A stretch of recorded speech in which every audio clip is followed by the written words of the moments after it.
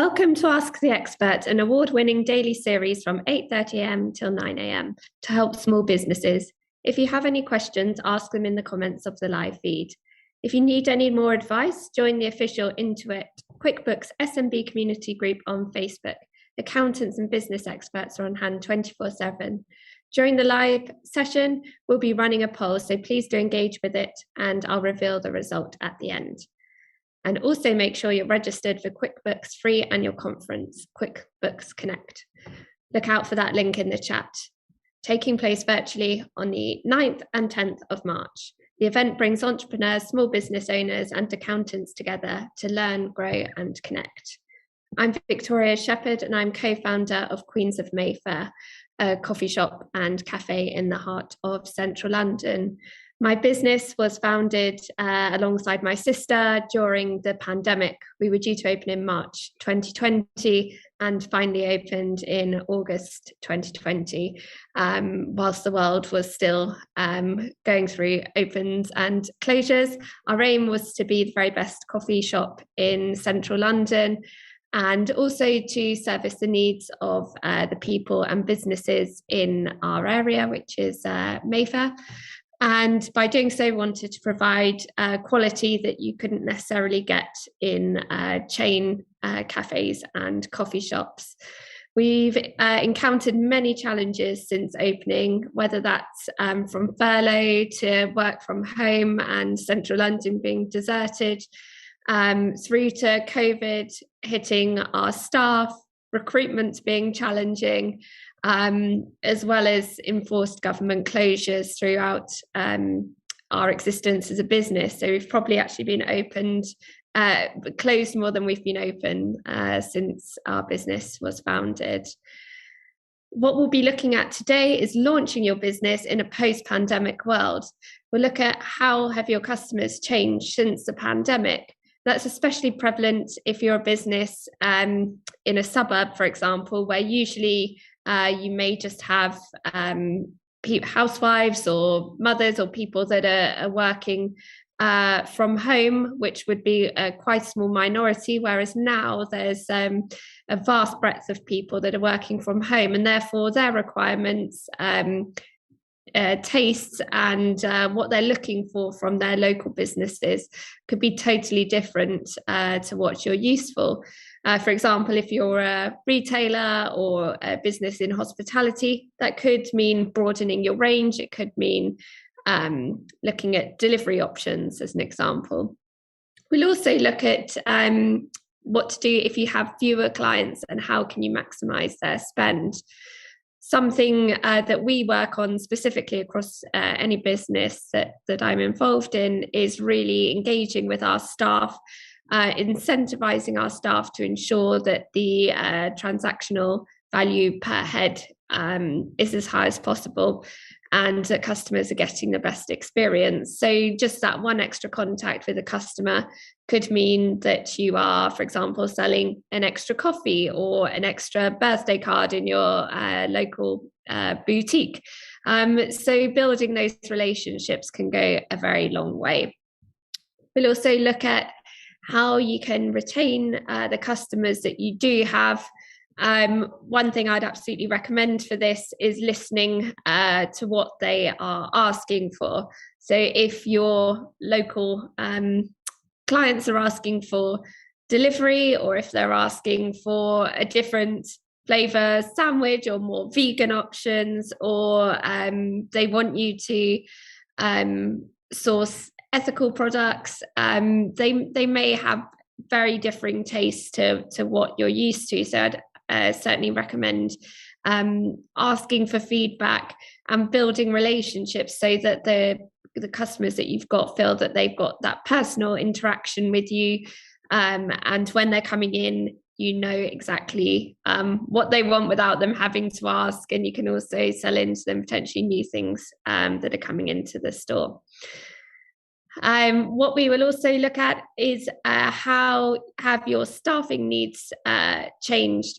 So by majority they have, and whether that's that you're becoming overstaffed or understaffed, or even the fact that it's been incredibly difficult to recruit in the last year or so, mainly due to staff leaving the UK or leaving central London at least, and what you can do to retain the staff that you have.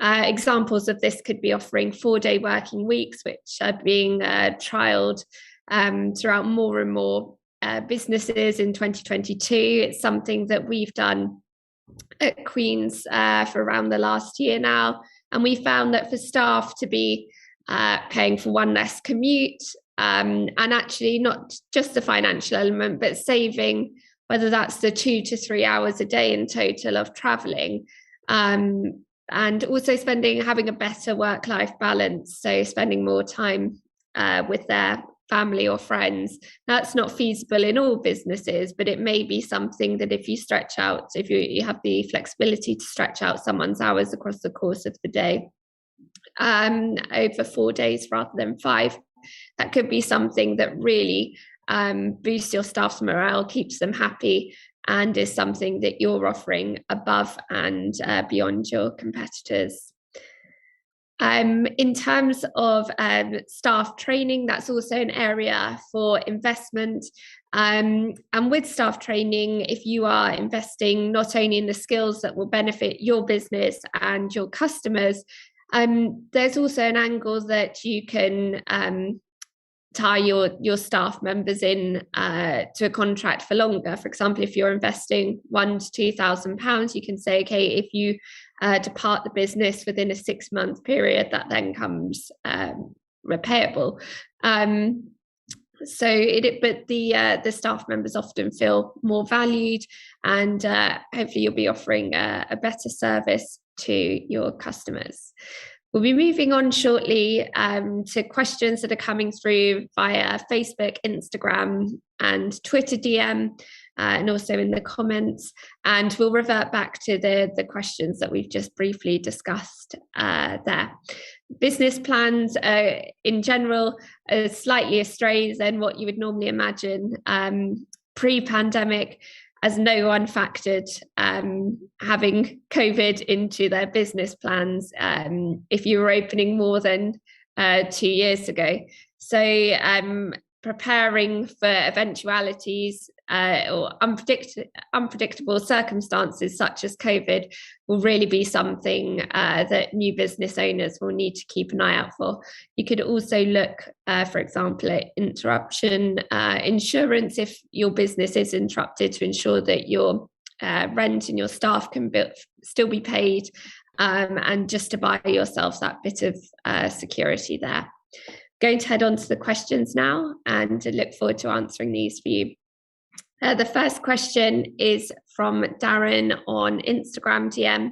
Hi, Victoria. What skills would you recommend in aspiring entrepreneurs to invest their time in? Personally, I'd say get your head around finances as much as possible. So something like the QuickBooks forums and guidance that you can access online here is really, really helpful, because ultimately your business needs to have an element of profit, and for you to be able to understand that and how many transactions or what the profit margins need to be to actually keep yourself in business is really, really valuable. And I think if you're a new business owner, having some skills that you then don't have to pay a bookkeeper for, although whilst you might outsource that in the future, could be very beneficial for your cash flow and for you to gain greater understanding.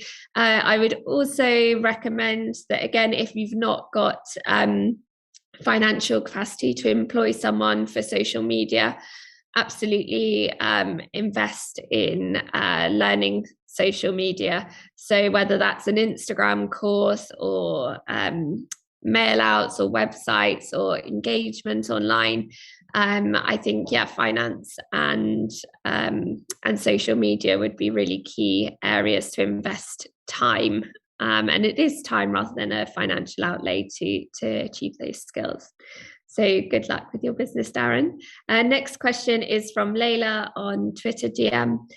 Have you experienced unsatisfied customers before? And if so, what did you do to turn the situation around and hopefully turn them back into advocates? We've had a few situations which unfortunately have come down to staff shortages where, for example, once we had to close, or on a couple of occasions, we had to close our kitchen due to COVID or staff shortages or staff sickness, and we're quite a small business. So in those instances, we will always do our very best to spoil a guest with what we do have rather than what we don't have. So if that's offering a glass of champagne and some cakes or a cocktail or something in compensation for not being able to operate our kitchen as normal.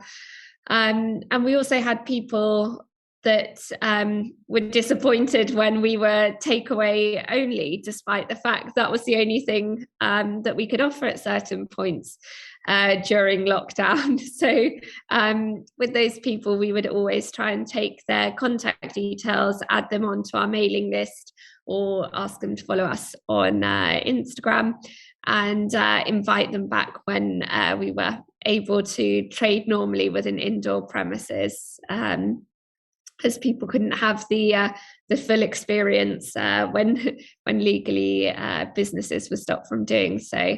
But I think always make the gesture relative to the situation that the customer's coming in for. You know, if someone's booked a lunch very far in advance or travelled out of their way, or they've made a large purchase with you, that's obviously treated in a very different manner from, you know, a small purchase. Again, all customers are very important. And if someone is a loyal customer and there's been a slight mishap, again, really important to do whatever you can to rectify that and take some personal ownership and responsibility for whatever their complaint may be.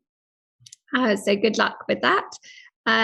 Next question is Charlotte on Facebook Messenger.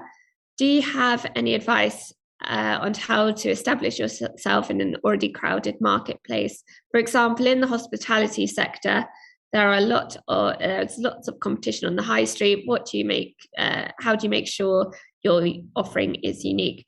For that, you do, as part of any business starting up, it's always really important to have a USP. What makes your coffee shop, as an example, or boutique business different from one that's 10 doors down? And I can only speak from experience that when we opened, there was a coffee shop on the same road as us that was closed, and one that has popped up also in very close proximity since the beginning of this year. And how we've come about that is, one, we have comparatively, and in my opinion, very, very beautiful interiors. We offer a greater range of products. We offer different seating, and we have far superior quality coffee. So whilst we don't have, for example, one of the coffee shops is a chain business, whilst we don't have their kind of budgets and their flow of supply in terms of being able to offer 25 sandwiches or extensive product ranges, we do know that what we have is curated to actually be very refined for the immediate area around us. And we know that, you know, even someone carrying our coffee cup down the street, which is blue with a gold lid on it, is just a differential design point that has a feeling of luxury to it. They are also eco-friendly and recyclable, but you know, how we use our suppliers is that we try and always use local businesses and family female-led businesses. So there's far more story and narrative to the products that we're using, I guess, compared to the large chain organizations. So yeah, you do need USP. So I definitely have a think about what your 1, 2, or 3 items are that can make you stand out above and beyond. Next question is from Noah on Twitter DM. I'm taking over a food store that used to be run by my uncle, but he hasn't been able to do a proper handover on all the procedures. What should I be looking into first? I'd definitely have a look at the finances and understand what revenues he was used to and what profit margins he would expect to take home. At the end of the day, with a food store, also make sure that you've got all of the appropriate licenses and health and safety, food hygiene regulations in place, and that you've got the correct permits from your local council or wherever you're taking on the food stall. And just find out, check it was successful if you're looking to replicate it, and what can you potentially do that's better. And also people, if your uncle has good relationships with people, perhaps ask him if he can spend a day with you there, making sure that you understand the full process from start to finish. So you go and set up the stall together and run the day as normal, and perhaps he can introduce you to some of his regular customers. So good luck with the food stall. The next question is from Alana on Instagram DM.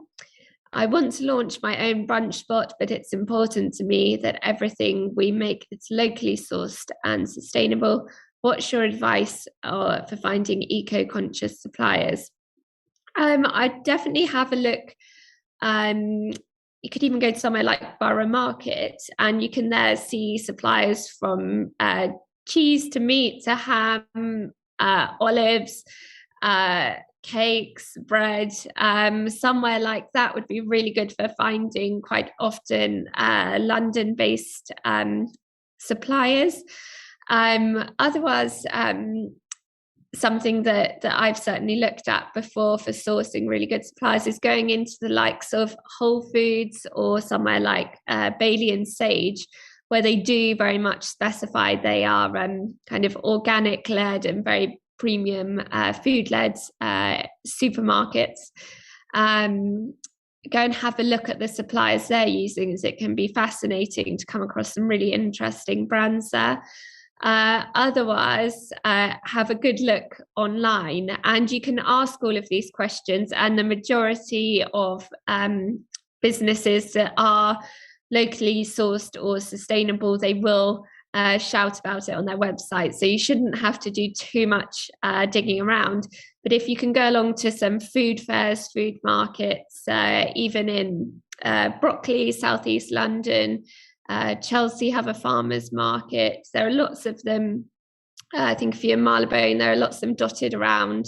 Or even if you're kind of outside of central London, there'll be lots of places that you should be able to track down local businesses, and they really, really appreciate your support, because you're growing someone else's company as well as your own, and it makes a huge difference to their bottom line.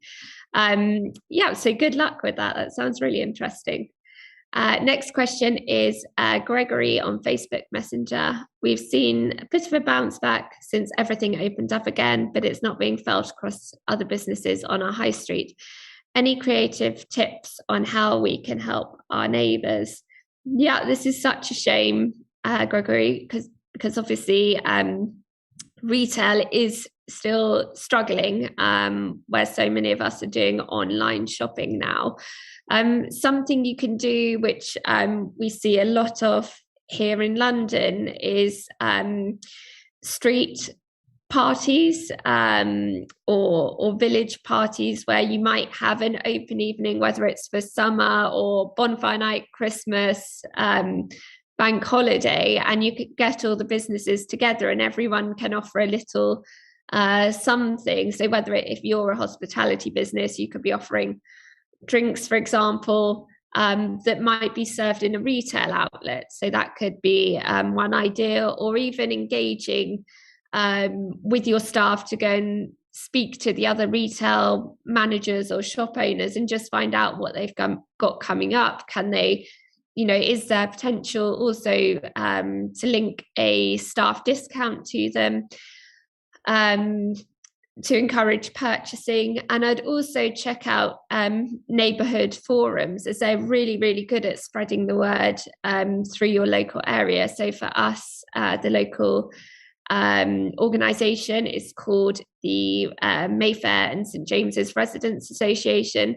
So anyone who's a part of that, and the majority of local businesses and residents are, that, you know, if we're sending out a mail shot, this will also be communicated with the Residents Association. If we've got any special news, if we're doing any one-off events, that'll be communicated to all of the residents for us. But also just to network within your community can be really, really helpful. So see if there are any of those bits and pieces that can encourage your neighbours to integrate more into the local community. But yeah, starting with seeing if you can negotiate a discount could be a good start, or even helping with cross promotion in each other's stores. So whether it's your customers get 10% off as do theirs with you. So give those a try. Thank you. Next question is from Manpreet on Twitter DM. How often do you engage with the Food Standards Agency, and what should we expect when they visit? So this is something you need to do before opening, and it usually requires registration with your local authority. So for us, that would be Westminster Council, and they will send someone round who will do the kind of scores on the doors. So that's where you get graded out of 5 for your hygiene certificate. You can, I believe, get them reassessed if for any reason you're not happy with it or you want to query your score. In terms of what you should expect when they visit, I'm afraid I haven't personally been there for any of the visits, but they do expect to be checked out very thoroughly. They'll want to see everything from fridge temperatures to food temperatures to date stickers on everything you've got in the fridge, to hand washing facilities, all the way, anything that you could possibly imagine for food, and also sanitary conditions for that food to be served in. So it will be even, you know, how things are stacked up in the fridge. Do you use a certain shelf for vegetables, another one for meat? So definitely have a look online.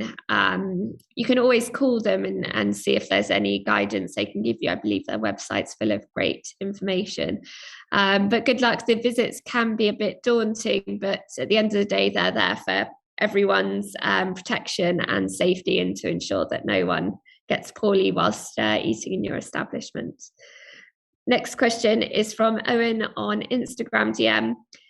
I've had great feedback among my colleagues and friends for a startup concept, but I think I need to run it by a wider pool of external people before I invest my time in it. How do I go about doing that? And how many people should I aim to reach? You don't really say what the business is that you're looking to do, or if you're looking for investment.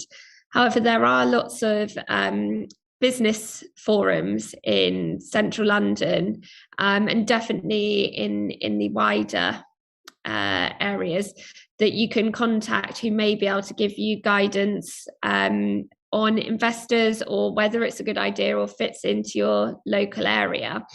I know outside of London they have various chamber of commerce where local business owners will meet maybe once a month or once a quarter, and you can maybe discuss ideas and how that works.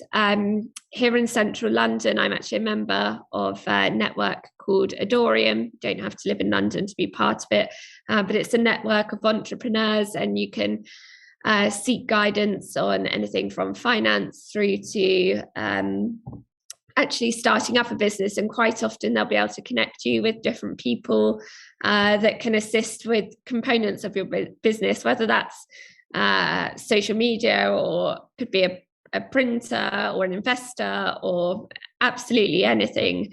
So just have a look online. I recommend Adorium, a group I've been part of for a long time. And I would say do your research before you go and pitch your business to a group of entrepreneurs. And it would just could potentially save any embarrassment. Obviously, there's no question that's silly. It's great that your colleagues and friends are being enthusiastic. That's great news. As quite often you'd hope that they do give you honest advice and feedback. But yeah, have a good research online and look out for some local entrepreneur groups. Final question is from Georgie on Facebook Messenger. I'm hoping to start scaling our business over the next year, but want to balance this against what my team can achieve. Do you think we should increase our team size, or can lean teams achieve scale? I think lean teams can achieve scale if you have skilled people within that team. And also so that everyone knows that there is a promise of more people coming on board in the future, so that their workloads won't always be so extreme. And look at how you can reward those people. If you're going to increase their workload, what are you going to give them to incentivize them to take on more work for the benefit of your business? So that could be a bonus, it could be a pay rise, days off, although that's challenging. But yeah, you need to look at what you can do. It could even be a promotion. It's a really great opportunity to promote star members of your team when you're going through a period of growth. So can your supervisor be in training to become a manager, for example? And I'd say there'll be a breaking point where you'll know that you need to go and recruit that extra person. And hopefully it will save you money in the long run by doing that.